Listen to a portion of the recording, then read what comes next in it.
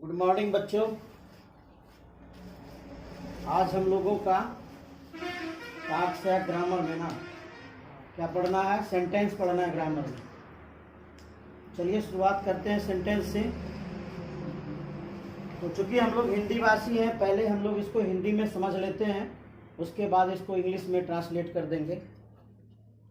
तो हिंदी में हम लोग वर्णमाला पढ़े होंगे,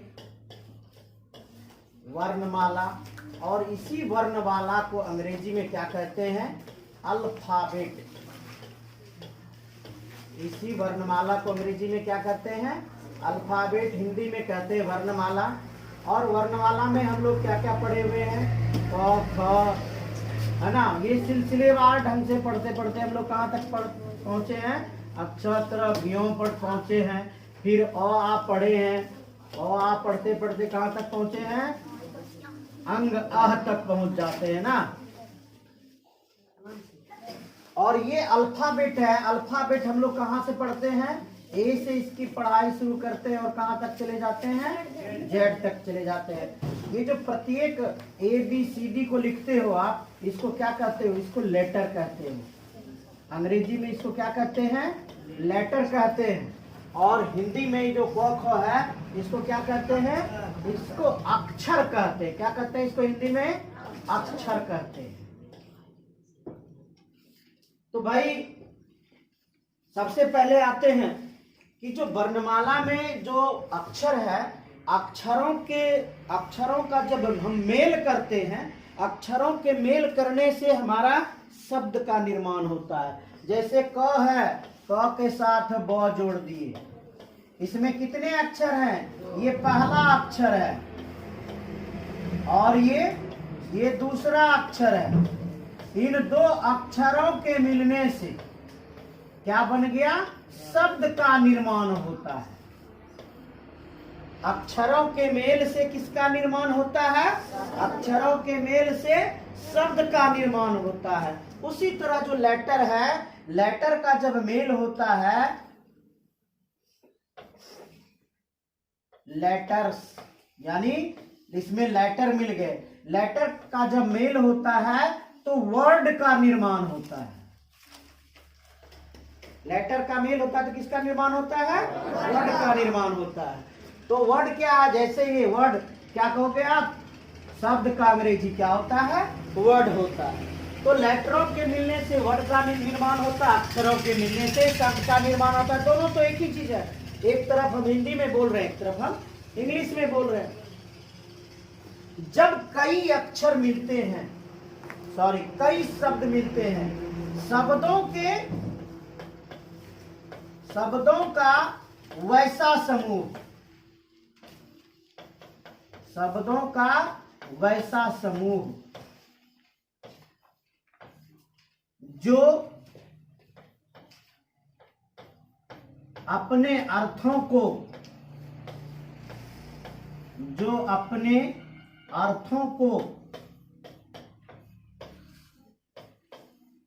स्वतः ही स्पष्ट कर दे, स्वतः ही स्पष्ट कर दे।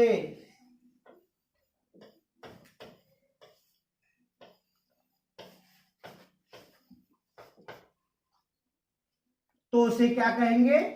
तो वह वाक्य कहलाता है।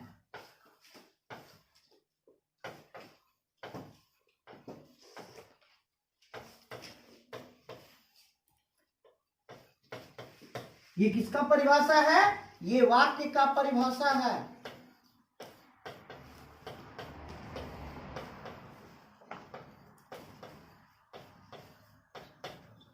यानी एक जो वाक्य होते हैं, उस वाक्य में कई शब्द होते हैं और कई शब्द मिलकर उसके अर्थ को पूरा करते हैं, अर्थ को स्पष्ट कर देते हैं। अगर अर्थ को स्पष्ट नहीं करेगा तो वह वाक्य नहीं कहलाएगा। जैसे हम आपको एक जंबल वर्ड दे रहे हैं, है, कहां जाता राम, अब आप बताइए, इसमें भी तो कई वर्ड हैं, इसमें भी तो शब्दों का समूह है। ये शब्दों का समूह है, लेकिन अर्थ को स्पष्ट कर रहा है क्या? है कहाँ जाता राम क्या है? अर्थ को स्पष्ट कर पाता है? अर्थ को स्पष्ट नहीं कर पाता है। अर्थ स्पष्ट नहीं हो रहा है, अतः यह वाक्य नहीं है।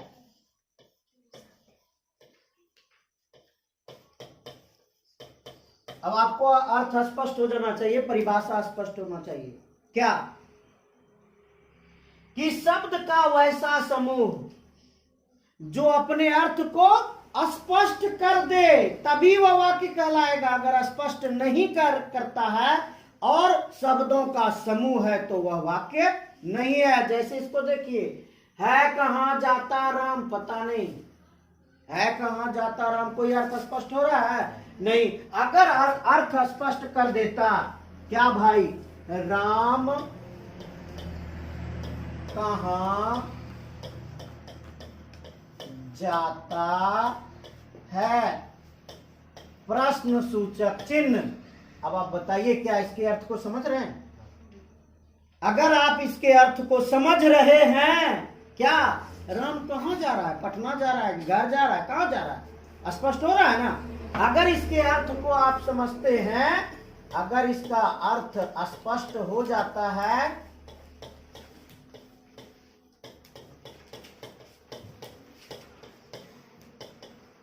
तो यह एक वाक्य है, यह एक वाक्य है। इसी को तो इंग्लिश में पढ़ना। व्हाट इज सेंटेंस या डिफाइन सेंटेंस, इसका क्वेश्चन क्या बन गया? Define sentence. सेंटेंस का परिभाषा दें।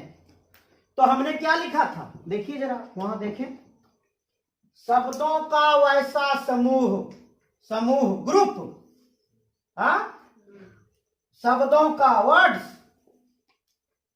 एक ग्रुप ऑफ वर्ड्स, शब्दों का समूह हो गया जो अपने अर्थों को स्वतः स्पष्ट कर दे, which give the actual sense by itself is called sentence। क्या परिभाषा लिखें? A group of words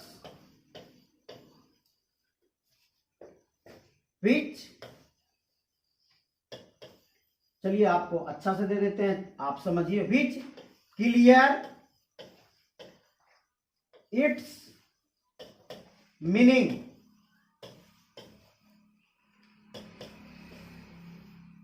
by itself, by itself is called sentence। क्या अब आप इसको याद कर सकते हैं, समझ सकते हैं कि नहीं? आपको स्पष्ट है? यहाँ पर हिंदी है, क्या हिंदी है कि शब्दों का वैसा समूह, समूह आपको यहाँ बना के दिखाए हैं। आप बचपन में पढ़ते थे को जोड़ ब, तो क्या लिखते थे? कब, यानी को एक अक्षर है, वो एक अक्षर है, को और ब दोनों अक्षर को मिलने से क्या बना? को और ब को मिलने से क्या बना? कब बना। कब क्या है? शब्द है। उसी तरह आपके पास है, आपको जैसे अंग्रेजी में भी आपको बचपन में बताया होगा, ए है, एगो पी है, फिर पी है, फिर एल है, फिर ई है। ये क्या है? ये लेटर हैं। ये सभी क्या है? ये सभी लेटर हैं।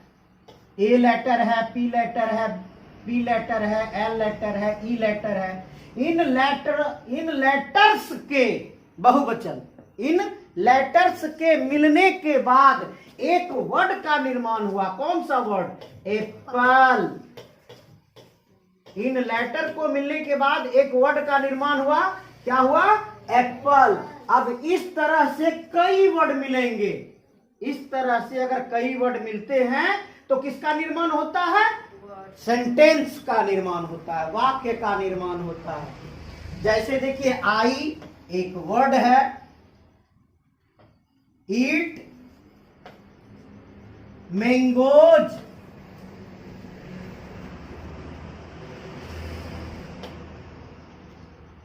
मैं एक से अधिक आम खाता हूं ना, तो आई ईट मैंगोज, ये एक वर्ड है, ये भी एक वर्ड है और ये भी एक वर्ड है। कितने वर्ड मिले इसमें? 3 वर्ड मिले। इन तीनों वर्ड के मिलने के बाद एक वाक्य बना, जिस वाक्य को क्या बोले हम लोग? आई ईट मैंगोज, मैं आमे खाता हूं। और ये जब ग्रुप ऑफ वर्ड एक साथ जमा होते हैं और अपने मीनिंग को स्पष्ट करते हैं, अपने मीनिंग को स्पष्ट करते हैं। अगर मीनिंग स्पष्ट नहीं करेगा तो वो भी स्पष्ट नहीं हुआ। मीनिंग को स्पष्ट करना चाहिए तो क्या तब क्या बनता है? वो सेंटेंस बनता है। जैसे इसी को हम जंबल कर दें, अगर हम लिख दें यहां पहले ईट लिख दें, उसके बाद मैंगोज लिख दें और उसके बाद आई लिख दें, बताइए इसका कोई मीनिंग है? इसका कोई मीनिंग है या क्या है? यह मीनिंगलेस है, मीनिंगलेस है। अगर यह मीनिंगलेस है तो यह सेंटेंस नहीं है। स्पष्ट हुआ कि नहीं? कि सेंटेंस वही हो सकता है जो अपने मीनिंग को क्लियर कर दे, तभी उसको क्या कहेंगे? उसको सेंटेंस कहेंगे।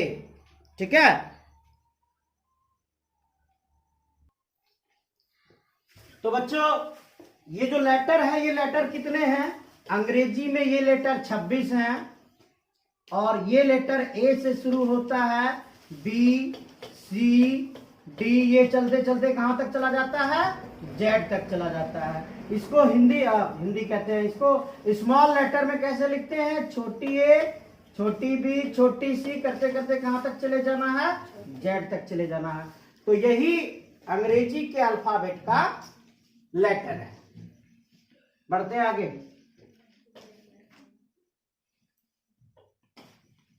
अब आपको एक वाक्य लिख रहे हैं, जंबल वाक्य, इसको समझाने का प्रयास आपको करते हैं। ईटिंग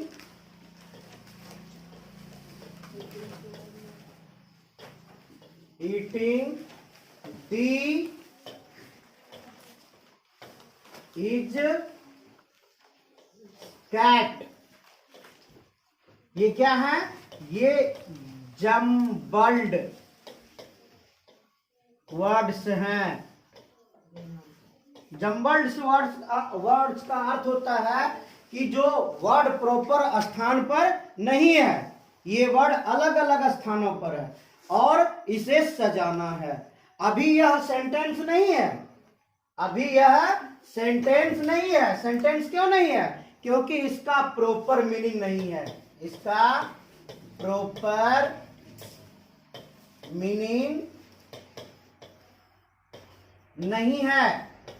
जब प्रॉपर मीनिंग इसका निकलेगा तब यह सेंटेंस मिलेगा, तब यह सेंटेंस बन जाएगा। तो प्रॉपर मीनिंग निकालने के लिए क्या करना होगा? इसको जो वर्ड है इसको सही स्थान पर सजाना होगा। तो ये the cat is eating.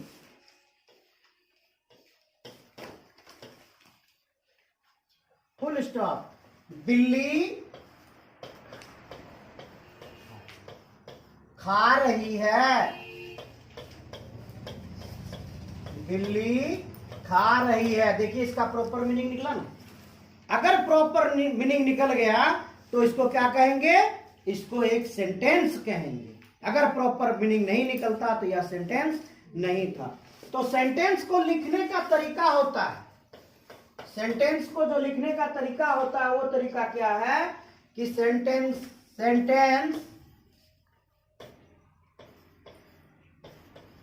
Always start with capital letter. Abhishek आपका ये अक्सर गलत होता है। देखिए क्या कर रहा है, सेंटेंस को लिखने का तरीका क्या है? सेंटेंस को लिखने का तरीका है, जब भी शुरुआत करेंगे सेंटेंस का जो हमेशा शुरुआत करते हैं, ऑलवेज मीनिंग हमेशा, सेंटेंस मीन्स वाक्य, वाक्य का हमेशा, स्टार्ट मीन्स शुरुआत, विद मीन्स साथ, वाक्य का जो हमेशा शुरुआत करेंगे कहां से करेंगे? कैपिटल लेटर से करेंगे। आप गौर कीजिए, यहां पर गौर कीजिए, आप इस कैट को देखिए, इसका जो स्पेलिंग लिखा हुआ है, सी किस लेटर में है? सी आपका स्मॉल लेटर में है। तो हमको क्या करना चाहिए था? यहां स्मॉल से शुरू करना चाहिए था। सॉरी, हम स्मॉल के बारे में बोल रहे हैं, डी के बारे में, डी के बारे में बोले कि डी जो है ये कहां आया है? शुरुआत में आया है ना, तो यहां ये स्मॉल में लिखा हुआ है टी, तो हमको यहां स्मॉल में लिखना चाहिए? जी नहीं, हम लोग जो सेंटेंस का शुरुआत कर रहे हैं डी से कर रहे हैं, तो इसका जो प्रथम अक्षर जो टी है, यह टी किसमें होगा? यह टी कैपिटल लेटर में होगा। हमेशा इसको ध्यान रखना। और सेंटेंस के बीच में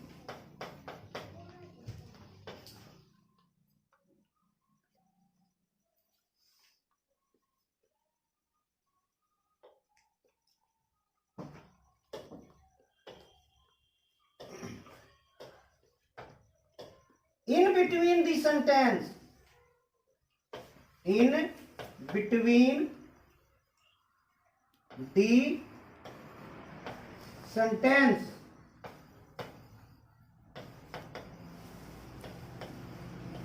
when it is not complete, when it is not completed, there is no capital letter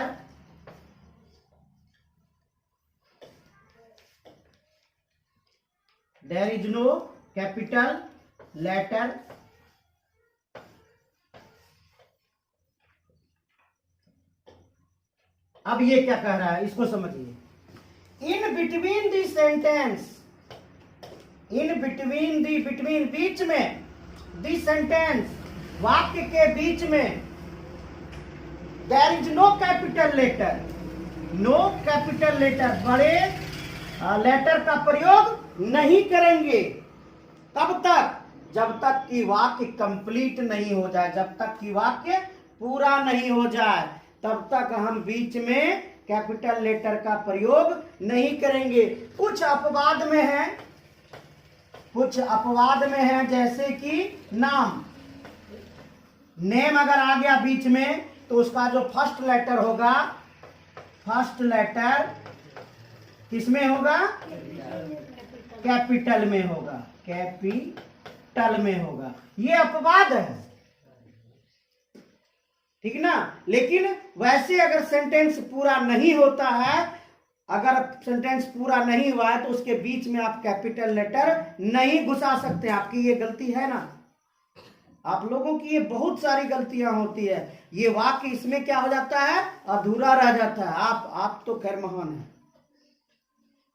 तो इसलिए इस चीज को ध्यान रखिएगा, तभी आपका वाक्य सही होगा। तीसरा क्या है कि जब सेंटेंस समाप्त होता है, sentence always and with punctuation mark.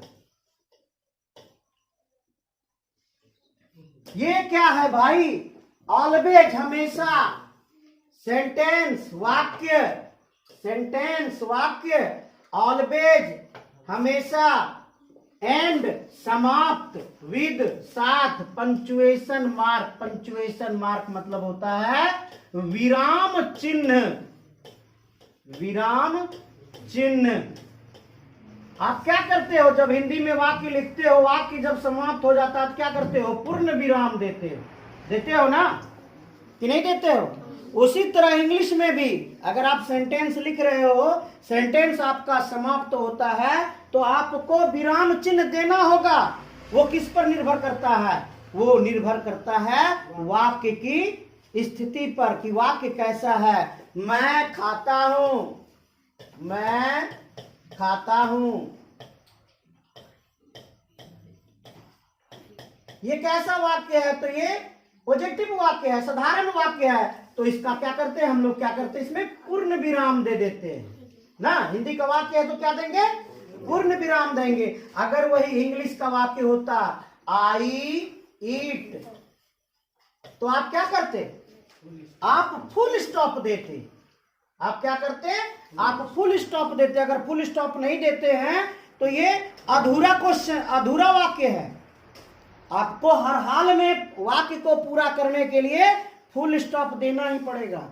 अगर फुल स्टॉप वाला नहीं है, अगर क्वेश्चन ये करा what do you eat,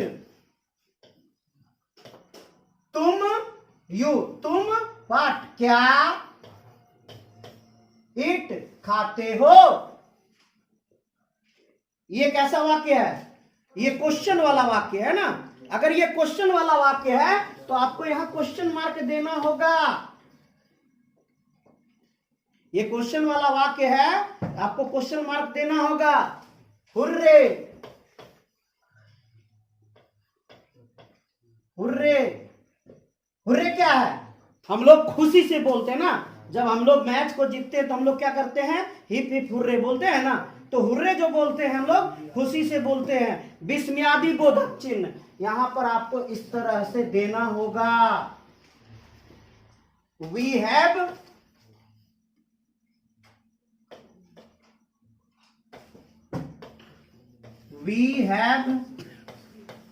won the match.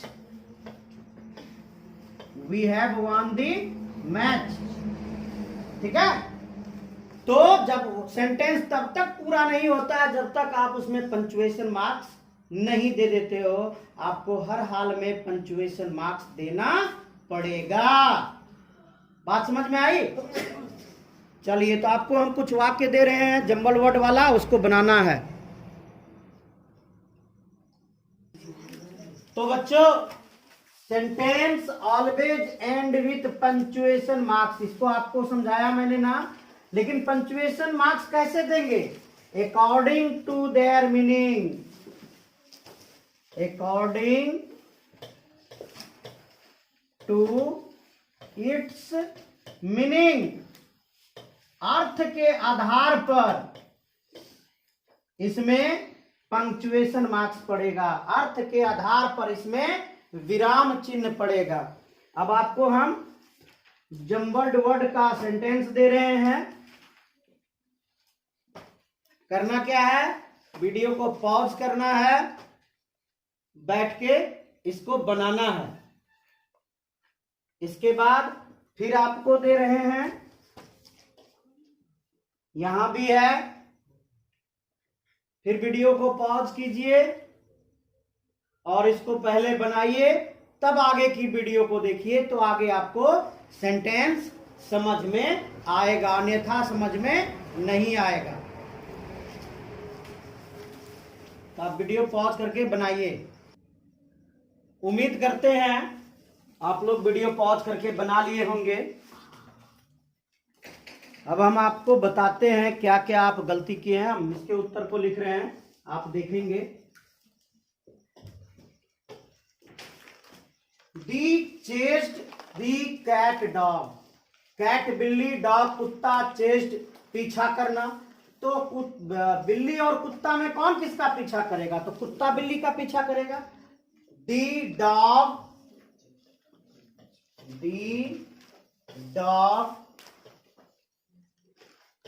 Chased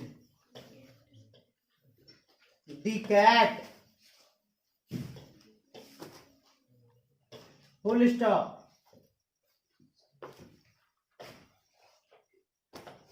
told Raju a story me, मतलब टोल्ड मीन्स कहना, राजू एक कहानी मी मुझे, तो राजू मुझे एक कहानी कहता है। इसको सीधा कर लीजिए, Raju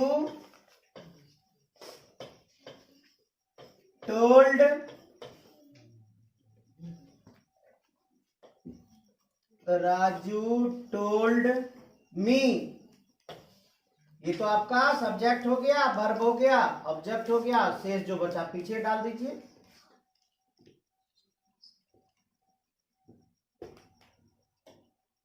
Raju told me a story, full stop. वही माई मेरा, मी मुझे, ग्रैंडफादर दादाजी, विजिटेड घूमने आए, यस्टरडे बीते हुए कल। तो इसको कैसे लिखेंगे? My grand father, grand parents है, चलिए दे देते हैं grand parents, grand parents, grand parents यानी दादा और दादी। Visited me yesterday, full stop. अगले में आते हैं, कुक्ड पकाई, माई मेरा, फूड भोजन, मदर माताश्री, फॉर मी मेरे लिए। तो इसको सीधा करके लिखिए, my mother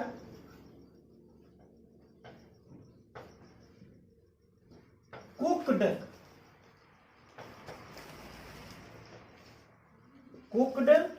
food for me, full stop. ये जम्बल्ड वर्ड थे, इसको क्या करना था? सीधा करके सेंटेंस बनाना था। डॉग राहुल, कुत्ता राहुल लड़का का नाम है, विद साथ, हिज पेट अपना पेट पालतू ना, प्लेइंग एंजॉय, एंजॉय मतलब मस्ती करना। तो कुत्ते के साथ कौन मस्ती कर रहा था? राहुल। तो क्या लिखेंगे? Rahul enjoys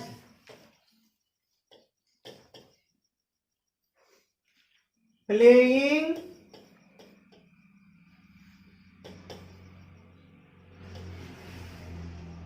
with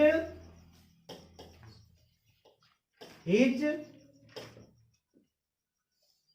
pet dog। आइए यहां अगले में चलते हैं। डी प्लीज कृपया, नोट नहीं, डू करना, ग्रास स्टेप। कैसे बनाएंगे? प्लीज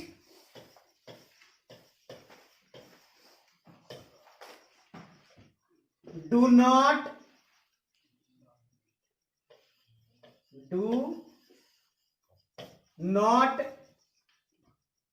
बोलिए आगे, do not step on the grass, full stop.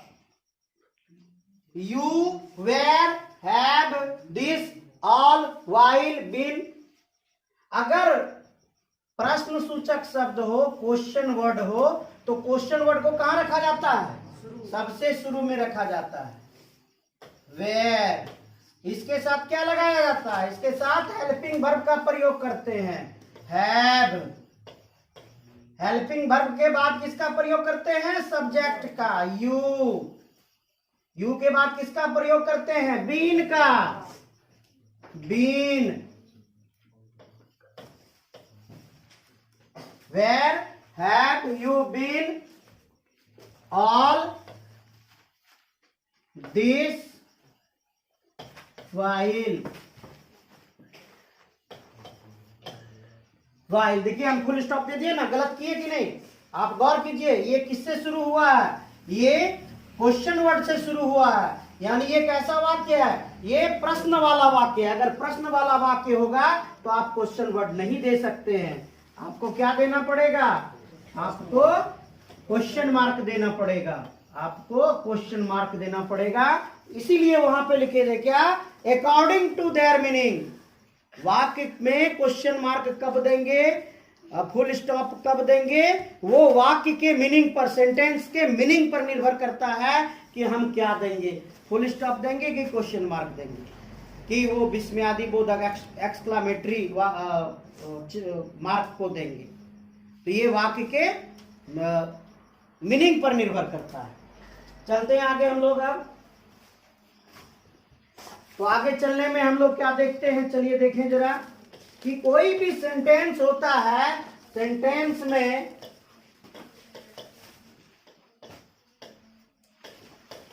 दो पार्ट होते हैं, दो भाग होते हैं।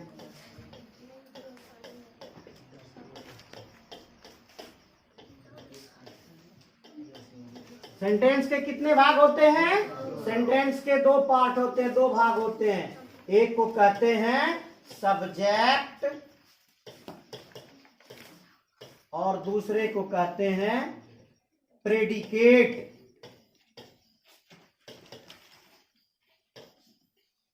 सेंटेंस के कितने पार्ट होते हैं? सेंटेंस के दो पार्ट होते हैं। एक को कहते हैं सब्जेक्ट और दूसरे को कहते हैं प्रेडिकेट। सब्जेक्ट को अगर जानना है कि वाक्य में सब्जेक्ट कौन है, सब्जेक्ट का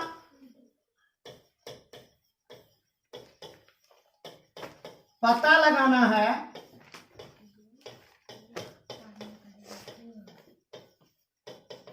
तो उसमें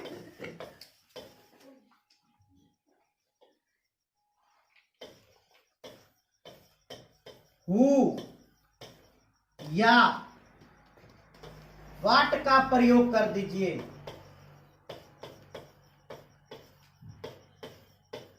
प्रयोग करें, आपको किसका पता लग जाएगा? आपको सब्जेक्ट का पता लग जाएगा। Ram is eating, Ram is eating.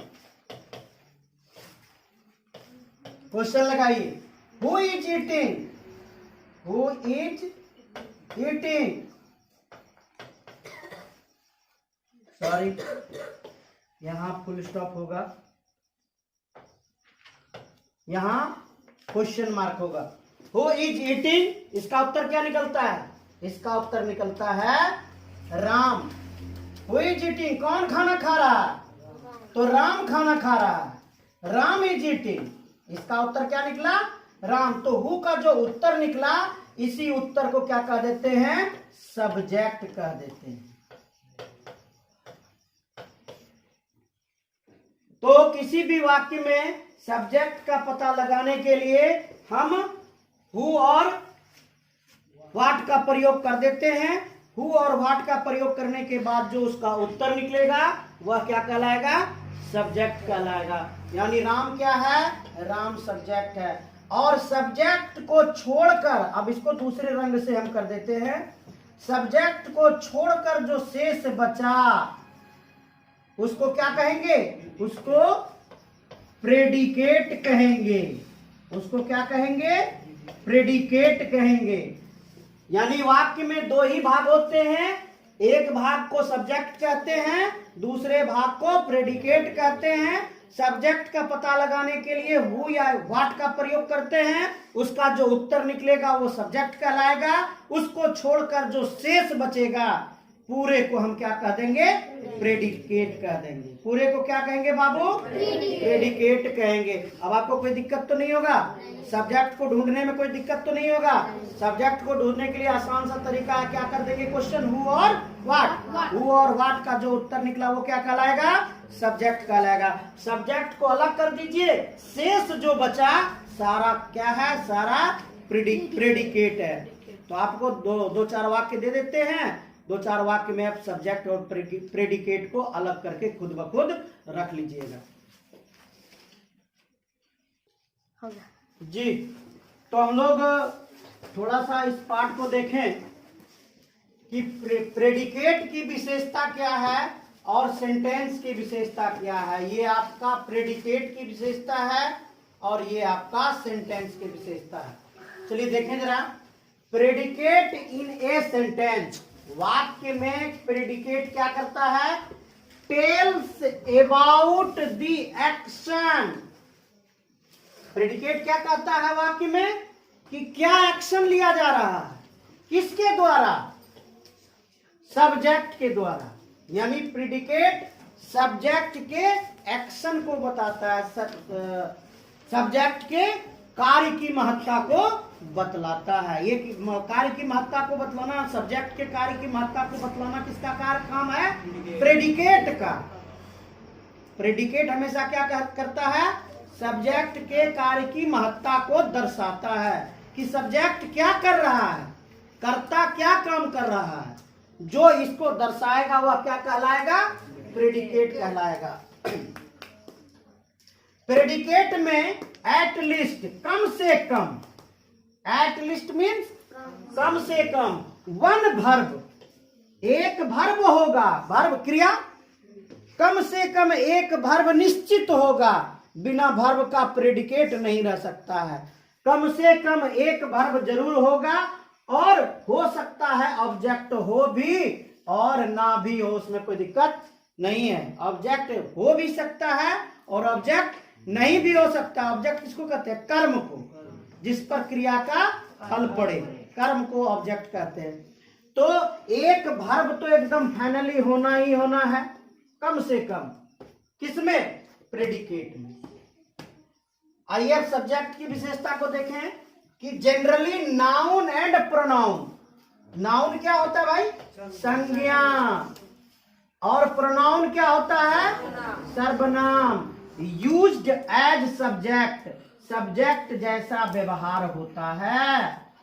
Subject जैसा व्यवहार लगभग किसका होता है? नाउन का। सामान्यतः संज्ञा और सर्वनाम, नाउन एंड प्रोनाउन का व्यवहार सब्जेक्ट के रूप में होता है। कभी कभी आप देखिएगा कि जो सब्जेक्ट होगा सब्जेक्ट एक शब्द का नहीं होगा, सब्जेक्ट एक से अधिक शब्द का भी हो सकता है। Ram and Shyam are eating, Ram and Shyam are eating. तो राम एंड श्याम कितने वर्ड हो गए? और दोनों सब्जेक्ट है, ठीक ना? दोनों सब्जेक्ट हैं, क्योंकि Ram and Shyam are eating. खाना खाने का एक्शन कौन कर रहा है? राम और श्याम। आपको बताया थे ना कि हु लगा के इसका उत्तर ढूंढना है। हु मीन्स कौन? तो खाना कौन खा रहा है? राम एंड श्याम। उसका उत्तर मिला राम एंड श्याम। तो राम एंड श्याम को क्या बोल देंगे?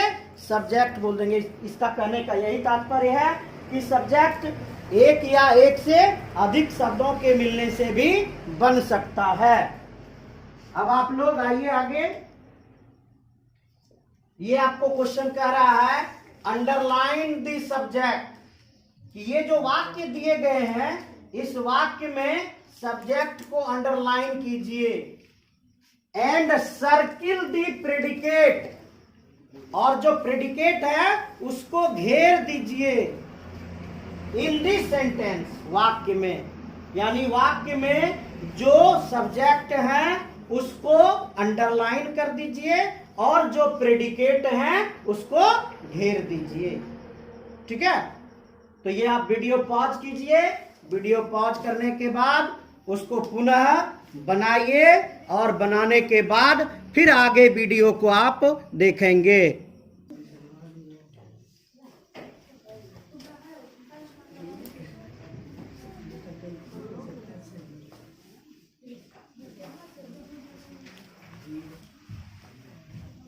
चलिए, तो हमको लगता है कि आप वीडियो पॉज करके बना लिए होंगे। अब आते हैं आगे आंसर की ओर। तो क्या कहता है, अंडरलाइन दी सब्जेक्ट। पहले हम लाल रंग से सब्जेक्ट को अंडरलाइन कर देते हैं। स्टूडेंट्स, ये सब्जेक्ट है। Students are learning English. विद्यार्थी गण क्या कर रहे हैं? इंग्लिश लर्न, सीखना, इंग्लिश सीख रहे हैं। She is knitting the sweater. Knitting होता है बुनना। स्वेटर तो जान ही रहे हैं, ठंडे के दिनों में पहनते हैं। तो कौन बुन रही है स्वेटर? सी, वह लेडीज ना, वह बुन रही है स्वेटर। तो एक्शन किसके द्वारा हो रहा है? वह के द्वारा हो रहा है। तो वह क्या हो गया? Subject. The child is waiting for his father. The child, child means बच्चा की बच्चे, वो बच्चा होता है। तो बच्चे का चिल्ड्रन। Good boy. बच्चे का क्या होता है? चिल्ड्रन। तो एक बच्चा यहाँ करा ना। The child is waiting. Waiting means इंतजार कर रहा है। फॉर हिज फादर, अपने पिता के लिए। तो कौन इंतजार कर रहा है? चाइल्ड। ये क्या हो गया? ये सब्जेक्ट हो गया। श्याम एंड राम। देखिए, आपको एक से अधिक शब्द, श्याम एंड राम, एक से अधिक शब्द आ गया ना। तो सब्जेक्ट में एक से अधिक शब्द भी हो सकते हैं। Life is fun. लाइफ क्या हो गया? फन। फन मीन्स मजाक, जिंदगी मजाक है। तो लाइफ क्या हो गया? सब्जेक्ट हो गया। फ्लाइंग इन एयर, हवा में उड़ना। इज अ ग्रेट एक्सपीरियंस, एक महान अनुभव है। तो जितना अंडरलाइन हो गया ये आपका सब्जेक्ट हो गया। शेष जो बचा खुचा है ये सारा क्या कहलाएगा? ये सारा प्रेडिकेट कहलाएगा। इसको हमने आपको सर्किल करने के लिए कहा था, घेरने के लिए कहा था। तो शेष जो बचा उसको हम घेर देते हैं। ये क्या हो गया? आपका प्रेडिकेट हो गया।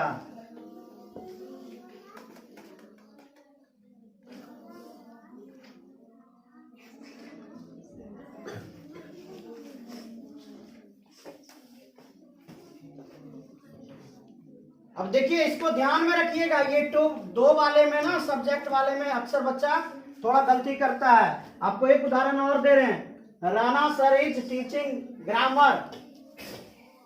Rana sir is teaching grammar. अब आप इसमें गौर कीजिएगा तो हाँ, कहीं छूटा क्या? अच्छा, ING छूटा। ING छूटा था ना। ठीक है, चलिए। तो यहाँ आप देखिएगा कि यहाँ सब्जेक्ट ऐसा नहीं कि राणा सब्जेक्ट हो गया, ये पूरा सब्जेक्ट है एक से अधिक शब्द का। तो पूरे राणा शब्द जो हो गए ये क्या कहला गए? सब्जेक्ट कहला गए। ये सब्जेक्ट कहला गए। तो प्रेडिकेट कौन हुआ? तो प्रेडिकेट कौन हुआ? Is teaching grammar. चलिए, हमको उम्मीद है कि आपको बहुत कुछ समझ आ जाएगा अगर वीडियो को 2-3 बार देखिएगा। अगर देखने में अच्छा लगे तो सब्सक्राइब जरूर कीजिएगा। उसके बगल में जो लाल बटन है उसको जरूर दबाइएगा ताकि आपको मेरा नोटिफिकेशन जाता रहे। धन्यवाद।